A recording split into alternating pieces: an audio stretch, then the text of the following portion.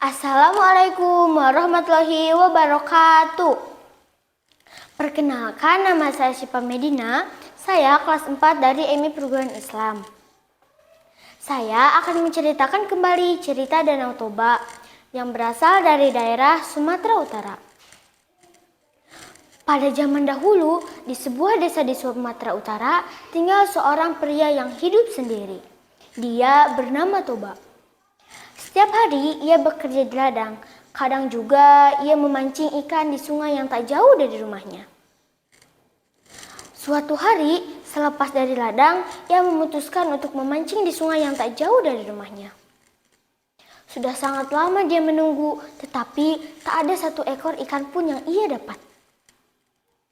"Kemana ikan-ikan di sungai ini?" kata Pak Toba mulai kesal. Pak Toba pun menunggu beberapa saat lagi. Tetapi karena kesabarannya sudah habis, akhirnya Pak Toba memikirkan untuk pulang. Saat ia hendak menarik pancingnya, tiba-tiba ada yang menyambar pancingnya. Pak Toba langsung menarik pancingnya. Saat ditarik, terlihat di ujung pancingnya ikan yang sangat besar. Pak Toba pun membawa ikan itu untuk ia goreng. Sesampainya di rumah, Pak Toba meletakkan ikan itu di dapur dan meninggalkannya untuk mengambil kayu bakar di bawah rumahnya. Setelah mengambil kayu bakar itu, Pak Toba pun kembali ke dapur. Tetapi saat ia kembali ke dapur, ikan yang besar itu sudah tak ada, tetapi hanya ada kepingan koin uang emas. Lalu Pak Toba pun pergi ke kamar untuk istirahat. Saat ia masuk ke dalam kamar, di dalam kamarnya berdiri seorang wanita yang sangat cantik. Pak Toba sangat terkejut karena seumur hidupnya dia belum pernah melihat wanita secantik itu. Siapa kau?" tanya Pak Toba gugup. "Aku adalah ikan yang tadi kau tangkap," jawab wanita itu. Benarkah?" kata Pak Toba masih tak percaya. Benar bang," kata wanita itu meyakinkan Pak Toba. Akhirnya mereka tinggal serumah dalam beberapa minggu. Setelah beberapa minggu mereka tinggal serumah, Pak Toba pun memutuskan untuk melamar wanita cantik itu. "Gadis manis, tak pantas jika seorang lawan jenis tinggal dalam satu rumah tanpa adanya suatu ikatan. Maukah kau menikah denganku?" kata Pak Toba memulai pinangnya. "Aku akan menerima lamaranmu, tetapi kau harus berjanji bahwa kau tidak akan pernah mengungkit asal-usulku," jawab wanita itu. Akhirnya mereka menikah.